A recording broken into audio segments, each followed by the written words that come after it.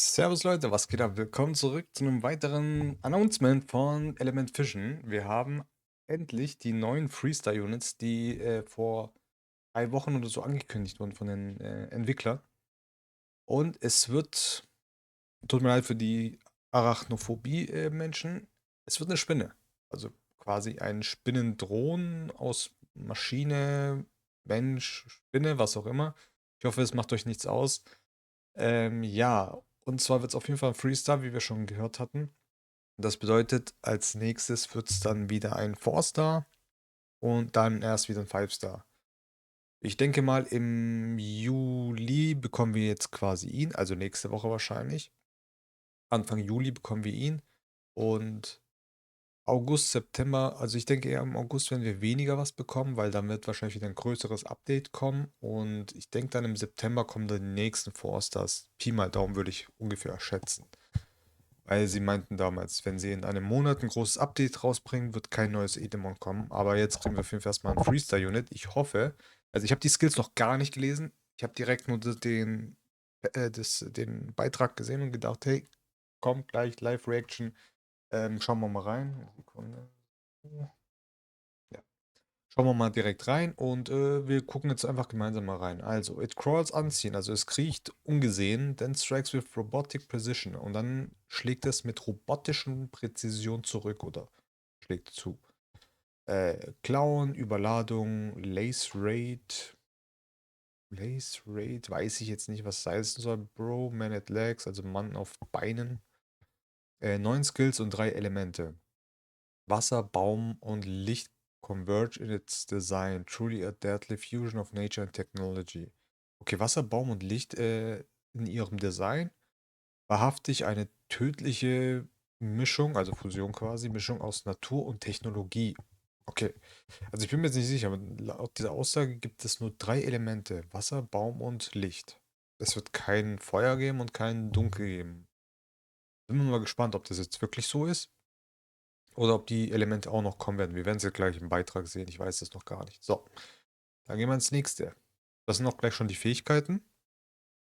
Wasserelement wird auf jeden Fall Claw haben, also Klaue. Greift dann den Gegner an und macht quasi einen Angriffsverringerer mit 50%ige Chance. Schaden basiert auf Verteidigung. Okay, es werden wieder verteidigungsbasierte Monster werden wahrscheinlich. Ich denke mal, weil jeder von denen wird den ersten Skill gleich haben, ja. Es sind alle 3 auf jeden Fall Schaden basiert auf Verteidigung. Laut ersten Skill. Ich denke mal, das werden Defense-Monster sein. So, gucken wir mal den zweiten Skill an. Also, meine größte Hoffnung ist es ja, dass es für Mental Forest, Fortress, Forest, mentale Festung Elements sein werden, damit man Free-to-Play, Freestar-Team bauen kann. So, schauen wir mal. Water, Burrow. Completely remove all buffs and debuffs from yourself and burrow underground for 2 turns.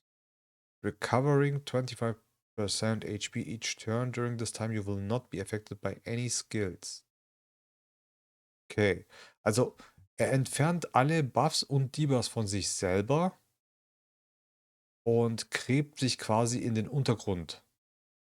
Ne? Also, er gräbt sich in den Untergrund für 2 Runden. Er holt 25% HP jede Runde. Während dieser Zeit kann er nicht von Fähigkeiten getroffen werden. Quasi ist es wirklich wie ein Schutz. Er gräbt sich in den Boden und ist einfach für den Kampf kurz weg. 2 Runden lang. Das klingt krass. Das klingt wirklich krass. Überlegt mal. Also, er gräbt sich einfach selber in den Boden für 2 Runden und ist komplett aus dem Match raus. Klar, man kann ihn dann quasi auch nicht benutzen und alles mögliche, aber er kriegt 25% AP jede Runde. Also, er heilt einfach 50% seiner AP zurück. Okay. Dritter Skill. Regenerative Armor. Remove Inability Debuffs from all allies and grant Staff up and hot for 2 turns. Okay, ist quasi ein Heiler. Er entfernt alle Unfähigkeits-Debuffs von allen Verbündeten und gewährt ihnen Verteidigung und Heilung über Zeit für 2 Runden. Auch super strong eigentlich. Also ein sehr guter Mix aus Support und Self-Sustain. Also quasi sich selbst lange am Kampf zu halten. So. Ich überlege halt, ob das was für mentale Festung sein könnte. Also der dritte Skill zumindest ja, definitiv. Also Death Up und Hots, also es ist schon mal gut, ne, für Stankiness, also Verteidigung, Boost und Heal ist super gut für mentale Festung. Der zweite Skill, ja, Angriffsverringerung auch super gut. Also ich denke, man kann den auch sehr gut im Gebietsboss-Bereich benutzen. Werden wir auf jeden Fall sehr, sehr, auf jeden Fall wirklich testen. Also ich denke, das wird cool. Baum. Genau der gleiche Angriff wieder. Erster Angriff ist bei allen dreien gleich. Jetzt bin ich mal gespannt, was bei dem der zweite Skill ist. Greift einen Gegner an und inflict 2 Runden Death Down mit einer 80%igen Chance, Damage Base und Defense. Okay, er ist einfach nur ein Defense Break mit einer 80%igen Chance. Ich denke mal, das wird sich erhöhen mit den Skill-Ups auf 100%, hoffe ich mal. Oder glaube ich zumindest. Oder ist es vielleicht das Maximale? Aber ich muss sagen, der zweite Skill vom Baum ist nicht so spektakulär. Es ist einfach nur ein Verteidigungsdown so. Also es kann Dodo-Reiterin auch und sie kann sogar Attack Break machen auf beides auf einem Skill. Also ja, sie macht halt Schaden auf, basiert halt auf. Es kommt halt auf den Multiplikator an. Es kann auch sein, dass sie einfach sehr viel Schaden daraus austeilt. Werden wir dann sehen. So. Mann auf Beinen. Your outgoing damage is halved, but you deal additional hit based on the number of legs you have over the target. Warte, was? Dein ausgehender Schaden wird halbiert. Also den Schaden, den sie austeilt, ist wahrscheinlich eine passive. Den Schaden, den sie austeilt, wird halbiert, aber man fügt zusätzlich Schläge basierend auf die Anzahl der Beine you have over the target, die du auf dem Gegner hast. Also ich bin mir jetzt gerade nicht sicher, ob ich das richtig verstehe. Willst du mir jetzt sagen, dass wenn man jetzt gegen einen Gegner kämpft, der nur 2 Beine hat und man hat 6 Beine, dass man dann 6 minus 2 macht und quasi dann 4 Hits macht? Verstehe ich nicht. Oder soll das ein Debuff sein, den man. Vielleicht soll ich einfach weiterlesen, dann vielleicht verstehe ich es dann. When applying attack down or death down, is a target already has a debuff, extend debuff by 1 turn. Okay, nee. Es hat anscheinend wirklich was mit den Beinen selber zu tun.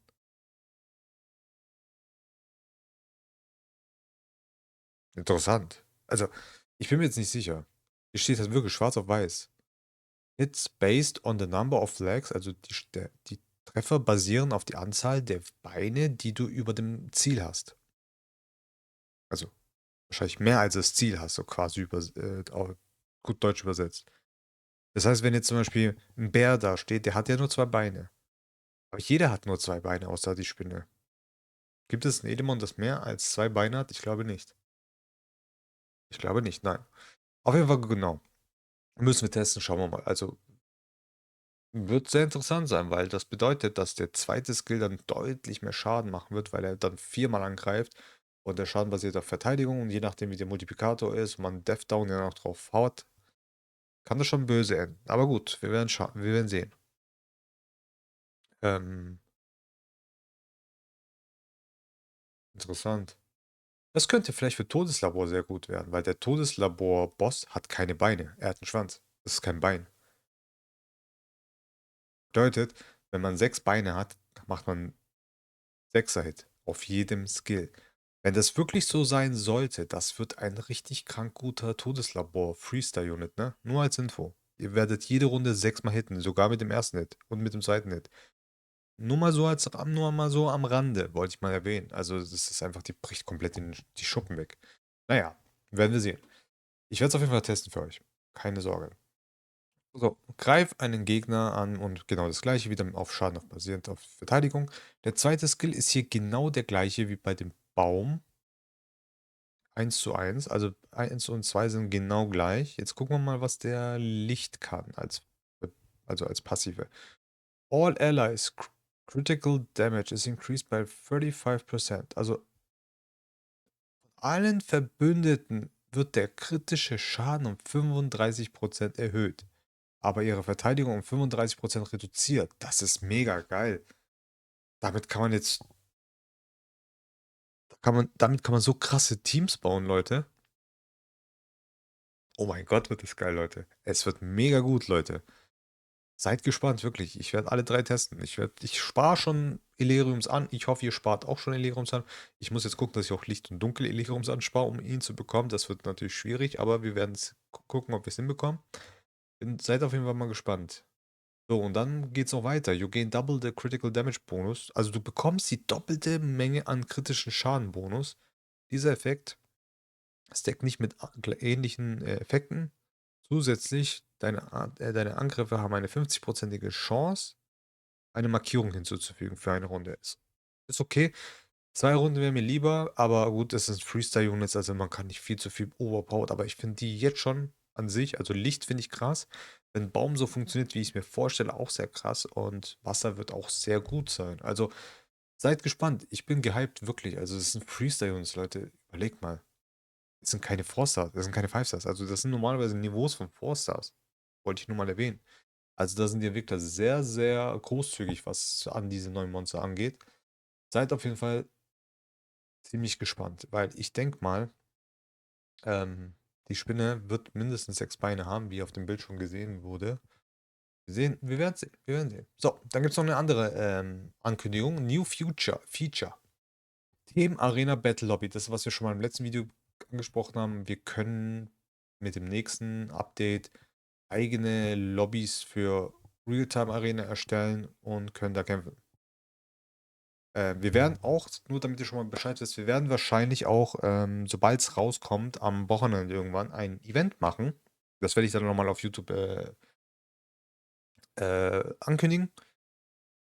Je nachdem, es gibt anscheinend, also mal gucken, vielleicht haben wir sogar noch einen Sponsor oder so und es wird dann auf jeden Fall eine Prämie geben für den Gewinner von diesem Turnier. Also jeder kann dann da mitmachen.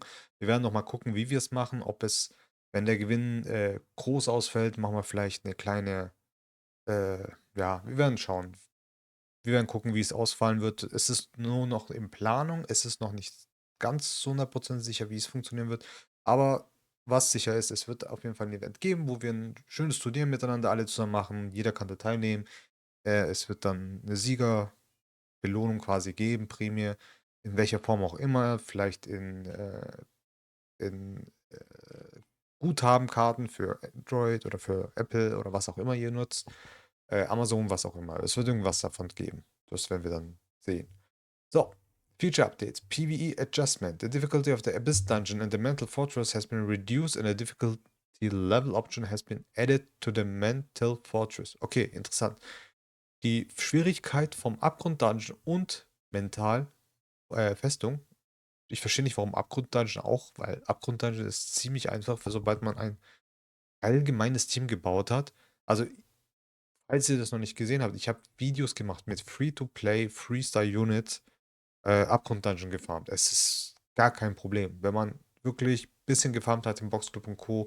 und einigermaßen Bauteile hat, schafft das jeder. Deswegen verstehe ich nicht, warum man die Schwierigkeit im Abgrund Dungeon ändert, aber gut. Wird schon ihre, werden schon ihre Sachen haben, dazu, was dazu. Ne? Genau. Aber es wird auf jeden Fall eine Schwierigkeitsoption eingefügt. Bedeutet, es wird dann wahrscheinlich mehrere Schwierigkeiten geben und dann vielleicht bessere Belohnung. Mal gucken. The adjustment will make these two areas more accessible for new players. Okay, die wollen einfach nur mit neuen Spielern die Möglichkeit geben, ähm, mehr davon zu haben. Ich denke mal, die gehen wahrscheinlich, also ich verstehe es für mentale Festung, weil wenn ihr überlegt, bei Summoner Swarm mit Raid war es ja auch Level 1, 2, 3, 4, 5. Man konnte dann, je nachdem, welche Stufe man gemacht hat, konnte man halt dementsprechend besser farmen und hat halt höhere, wertigere Sachen bekommen. Ich hoffe nur, dass die mentale Festung nur nicht so bleibt, wie es jetzt ist, auf der mittleren Stufe oder so. Also, wenn die mentale Festung jetzt sagen, okay, die Stufe, die jetzt gerade drin ist, die Schwierigkeit, die machen wir auf Stufe 4 oder so. Und es gibt noch eine Stufe 5. Würde ich es ein bisschen übertrieben finden, weil jetzt, so wie es jetzt ist, ist es schon schwer genug. Man muss wirklich alles Mögliche dafür besitzen. Und ich finde es gut, dass es leichtere Schwierigkeiten geben wird, aber ich hoffe nicht, dass es schwerer wird. Nur als Info. Bei Abgrund Dungeon, wie gesagt, also ist auch okay, wenn es halt einfachere Stufen geben sollte, aber es ist jetzt nicht wirklich zwingend notwendig. Aber gut, für ganz neue, für neue Spieler quasi kann man das schon mal machen. Wir werden sehen. Wir werden sehen, wie es wird. Genau. So, und dann steht hier noch was unten. We would like to inform our community this the upcoming version update is planned to release in early July. Okay, so wie ich es schon mir vorgestellt habe, dieser Version, dieser Update ist geplant im Anfang oder im frühen Juli. Bedeutet, wir werden es wahrscheinlich, ich bin der Meinung, wird wahrscheinlich nächste Woche kommen. So Anfang Juli, die erste, zweite, dritte Juli oder so wird es sicherlich äh, kommen. Also das Update. Genau. We appreciate your continued support and patience. Okay, perfekt. Jetzt gucken wir uns mal das Bild an zur Lobby. So sieht es aus. Also dieses Testlobby, Tag-Nacht-Zyklus, Public Lobby, okay, man kann dann anscheinend diese Lobbys einstellen. Man kann dann die Member drin, also es gibt dann diese Member drinne. Warte mal.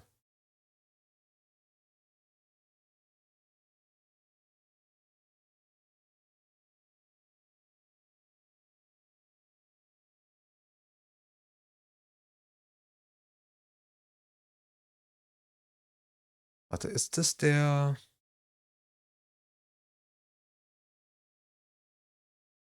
Also ich bin mir jetzt nicht sicher, ist das der Reaper? Ich denke schon, ne? Mit der Mütze, ja, das muss der Reaper sein. Ich dachte gerade kurz, ob das ein neues Monster ist, das einfach da so richtig so dezent, unauffällig reinplatziert wurde.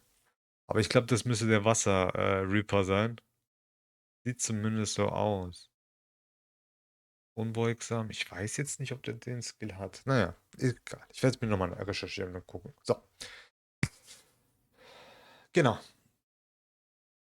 Wird cool. Ich freue mich schon auf jeden Fall auf das hier, auf die Battle Lobby. Ich freue mich auf die neuen Monster. Die sind wirklich super cool gemacht. Also ich hoffe, die werden mega, mega cool, so wie sie auf dem Papier auch stehen. Seid gespannt. Sobald sie rauskommen, werde ich sie testen. Ich werde Videos dazu machen, sobald sie draußen sind. Also macht euch keine Sorgen. Ich werde sie für euch komplett auf Herz und Niere testen. Werde sie in jedem Content benutzen, wo man sie nutzen kann, um euch zu zeigen, was man damit machen kann. Wird hoffentlich dem einen oder anderen helfen. Und wie gesagt, das Turnier wird dann, sobald es rauskommt, wird es eine Woche oder am Wochenende danach, also ich denke über eine Woche später wird dann, wenn wir dann dieses Turnier machen, aber ich werde dazu nochmal ein YouTube-Video machen, wo wir dann auch alles nochmal kurz erwähnen werden, wie es ablaufen wird und so weiter und so fort. Seid auf jeden Fall gespannt. Ich hoffe, es hat euch gefallen. Lasst gerne einen Daumen da, lasst gerne einen Kommentar. Wie findet ihr die neuen Monster? Was haltet ihr von all dem, wie es jetzt gerade momentan läuft? Weil ein bisschen ist gerade momentan wieder Flaute bei den meisten Leuten. Die Leute sind jetzt gerade so ein bisschen im Tief quasi, weil man nur noch momentan ein bisschen farmt und mehr nicht. Aber ich finde es auch okay. Ich meine, es muss ja nicht immer ein Banger sein. Man muss ja auch mal ein bisschen entspannen können. Und einfach nur ein bisschen, ne, so baumeln lassen, die Seele.